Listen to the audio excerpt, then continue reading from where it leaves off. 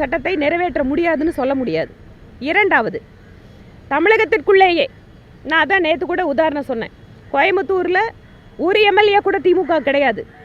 தமிழக அரசு கொண்டு வர சட்டத்தை கோவை மாவட்டத்துக்குள்ளே நிறைவேற்றக்கூடாதுன்னு நாங்கள் சொன்னால் நீங்கள் ஏற்றுக்குவீங்களா? நன்றிங்க. வருங்க வேட்பாளர் பட்டியல் இது டெல்லியில் மத்திய தேர்தல் குழு எப்போ வந்து தமிழகத்திற்கான வாய்ப்பு வருகிறதோ அந்த லிஸ்ட்டில் வருதோ அப்போ வந்து வேட்பாளர் பட்டியல் வரும்.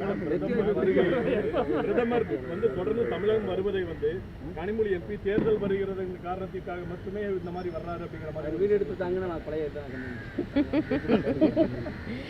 தமிழ் மொழியை, தமிழ் கலாச்சாரத்தை, தமிழனுடைய பெருமையை எல்லாம் உலகம் முழுவதும் எடுத்து செல்கின்ற ஒரு மிகச்சிறந்த தமிழராக பிரதமர் மோடி அவர்கள் இருக்கிறார்.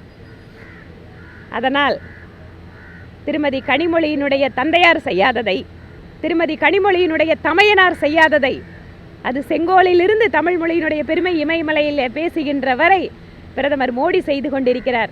அவர் வீடெடுத்து தங்கினால் என்ன, அவர் எப்போதுமே தமிழர்களுக்கு நெருக்கமாக இருக்கிறார். தமிழகம் ஒவ்வொரு முறையும் பிரதமர் மோடி வருகின்ற பொழுது திராவிட முன்னேற்ற கழகத்துக்காரங்களுக்கு அப்போதான் தமிழை பற்றி எல்லாம் தெரியுது. நன்றி. கூட்டணி பொறுத்த வரைக்குங்க தேசிய தலைமை முடிவெடுத்து நிறைவாக அறிவிக்கின்ற வரை நீங்கள் பார்த்துட்டு இருக்கீங்க, யாராடலாம் நாங்கள் பேசிகிட்டு இருக்கோம், நல்லா வெளிப்படையாக தானே பண்ணிகிட்டு இருக்கோம், எந்த ரகசியம் கிடையாது. தமிழகத்தில் வந்து திமுக எதிராக வந்து அதிமுக அணி இருக்குமா? தேர்தல் கொஞ்ச நேரம் தானே இருக்குது, கொஞ்ச நாள் தானே இருக்குது, பாருங்கள்.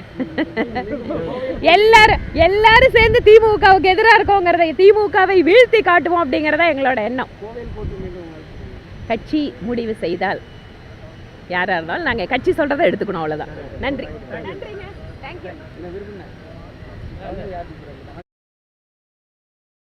செய்திகளை உள்ளது உள்ளபடி தெரிந்து கொள்ள ரெஃப்ளெக்ட் நியூஸை சப்ஸ்கிரைப் பண்ணுங்க.